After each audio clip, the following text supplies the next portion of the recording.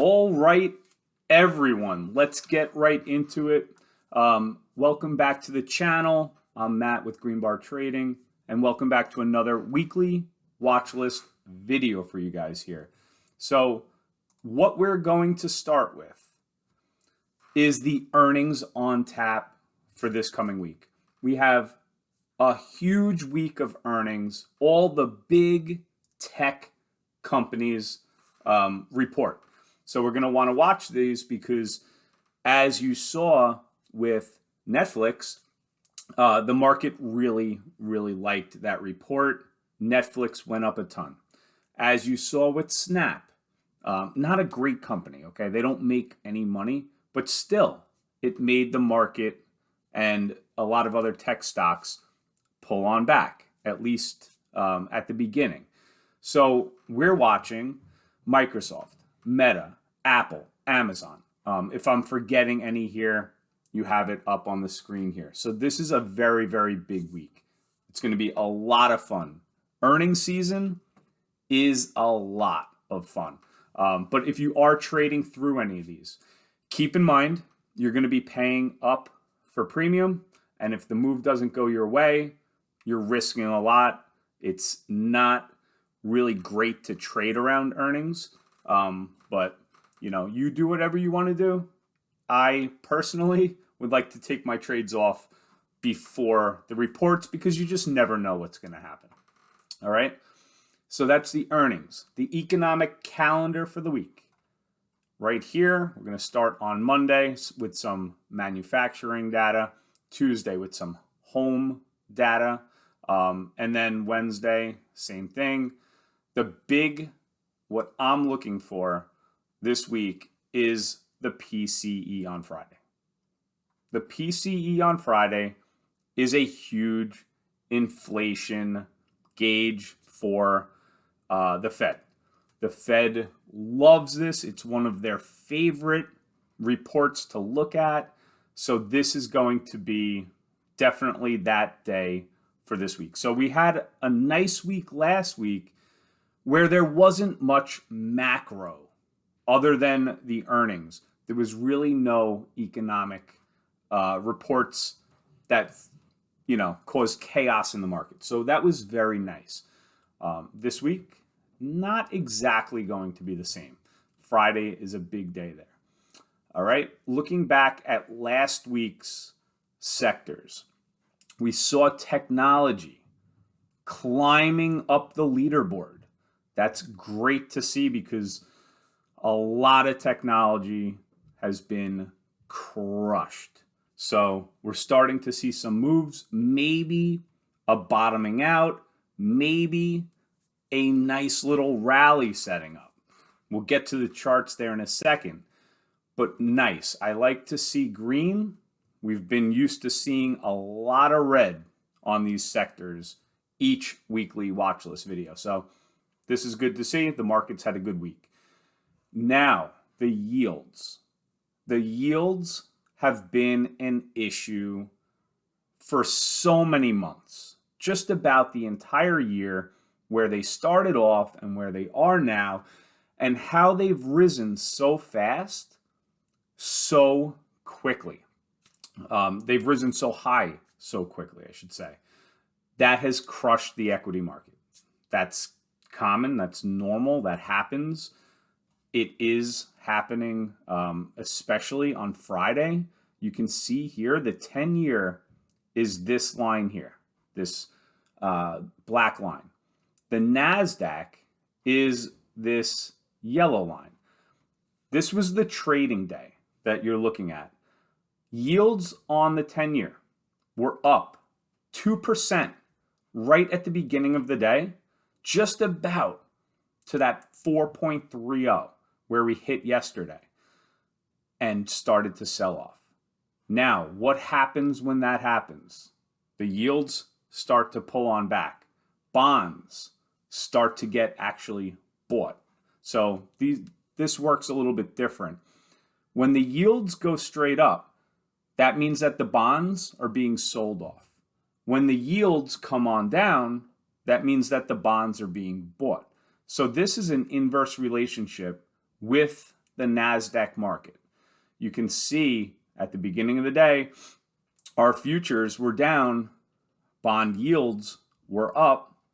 Once the bond yields pulled on back to just about, this 10:20 a.m., the NASDAQ went on up. And then the NASDAQ pulled away here as the yields then fell into the negative territory for the trading day, coming from a high of 2% up on the day to a low of actually negative. So that was good. The market liked that. This has been going on all year. So if we could get those yields to pull on back a little bit, maybe we can see a bigger rally. So that was that. Let's see, we went over the earnings. Something that I want to show you guys here. This is a contrarian indicator. I've done this in the past, but I think that this is important because you really need to know what sentiment in the market means. So I'm going to zoom in on this a little bit so you can see it a little bit bigger. All right, so this is the bull bear indicator, and this is the percentage of bulls for the last 3 weeks. These numbers are just about at the lowest levels you can get before you start to go the other way. So what this means is there was so much negative sentiment in the market. There was no bulls, right? So that means that there's a lot of money on the sidelines. Markets were very oversold at the time. The contrarian indicator would suggest that when it gets this low, that you can see a bounce because there's nowhere else to go. There's a lot of dry powder on the sidelines that gets put into the market. A lot of cash on the sidelines that gets put into the market. People don't want to miss a rally. Even if you think that the rally is not going to last long, they still want to get a piece of it until the next leg lower, because we are in a downtrend for the year. It is what it is. And we go over to our SPY. This is our compass. This is what I look at every single day. There's not a day that goes by that I don't try to do some technical analysis on this daily chart to see volume, these candlesticks. This paints a picture. These are my indicators that I use: the 20 EMA, the 50 moving average, and the 200 moving average. And then on the weekly chart, I look at the 200 moving average, which is right here. It's sitting at 359.81. It's been trying to hold up at that level. So if we just look at this real quick on the weekly, you can see here this orange line. If we pull back, let's go max weekly. You can see this 200 moving average has really been support in previous pullbacks. Now this was coronavirus. That just ripped right through it and then came back. Now we're sitting right around that 200 moving average on the weekly chart again. I know a lot of people look at that, so that's why I'm showing you guys as well. But this is the daily chart. We're in still a very clear downtrend. Just obviously lower highs, lower lows, and so on. We're just trending down. But what you can see in these trends are counter trend rallies. They happen, and they can be, in a bear market, very powerful. So a lot of people want to position for these rallies. These are trades, right? We still know until we break trend, even if we rally all the way up, we're still in a downtrend because of this, right? Until you get over that, you're still downtrending for the year. But this was a very productive day on Friday. I really liked the volume on Friday. The same thing that happened back here on the 13th high volume, right? So we opened up lower here and saw some buying. We've seen the same thing kind of happen here. So we pulled on back, and then on Friday we pushed through on higher volume. That is a great sign. Now, something I showed you guys last week in our weekly watch list video was this. So you have this 20 EMA, and I said how hard it was to stay over that 20 EMA. If we zoom in a little bit, you can see back here, 1 day we closed over it. Right here, 2 days we closed over it before pulling back. Right here, couldn't get over it. Right here, again rejection. Pushed over it, closed over it, pulled on back again. And now on Friday, broke through that 20 EMA. So something that we're going to be looking at for the week ahead is if this 370 area can hold up. Even if we breach it, break down a little bit, as long as we can try to close over it, this to me looks like a bottoming out, and then we can see a rally. You can see back here, bottoming out, a lot of chop, and then rallied. Same thing here. This process of these bottoms and then the breakouts. These bottoms and then the breakouts. And it all happens by that 20 EMA, and then we're going to eventually make a run at the 50 moving average.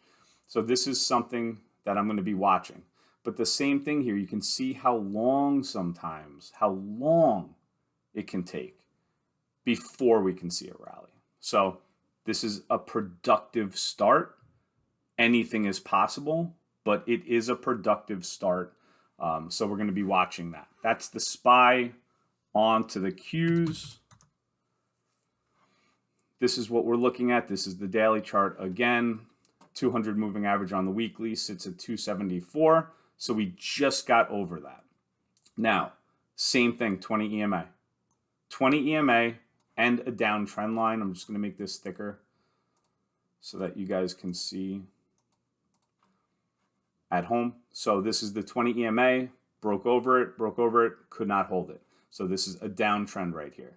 We broke that trend line. We broke the 200 moving average on the weekly. We broke this trend line and the 20 EMA, if I didn't say that already. But very good, very productive on higher volume, so we can see maybe a run to that 50.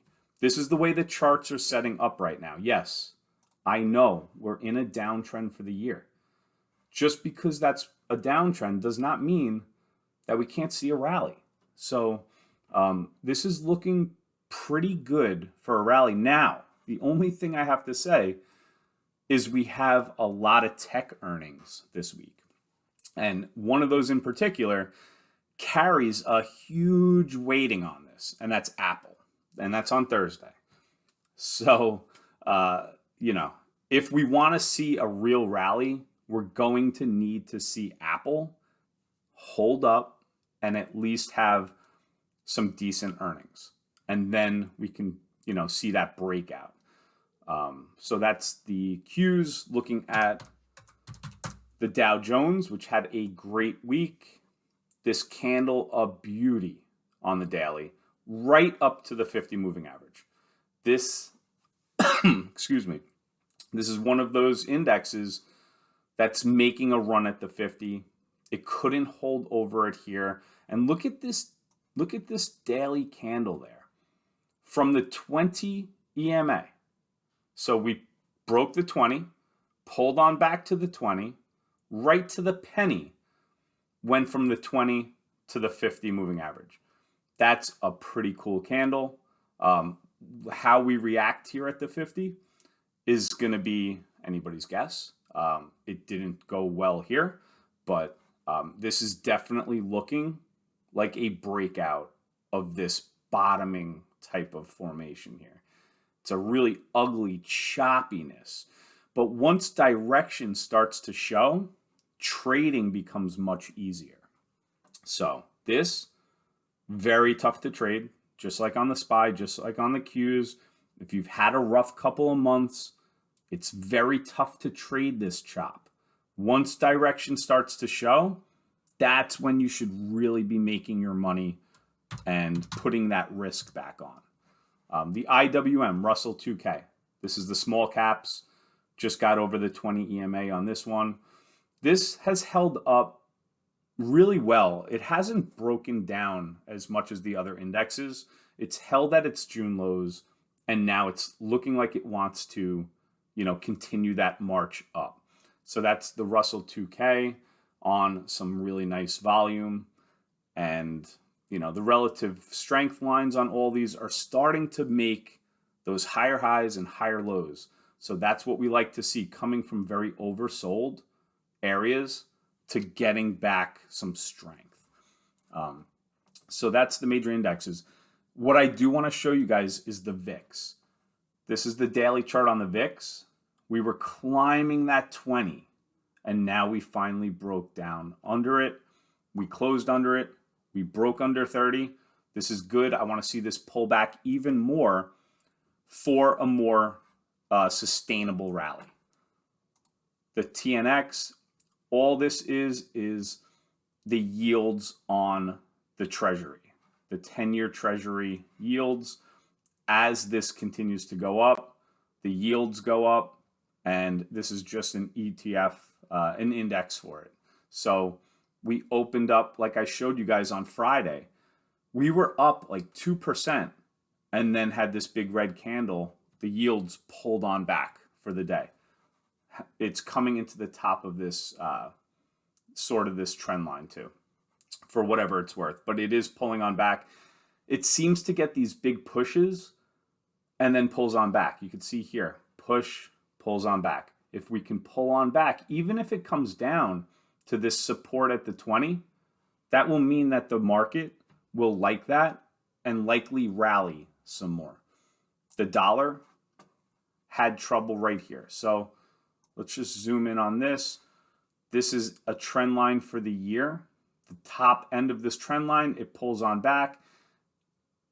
As it was coming up, I thought it's possible to hit the top of this trend line.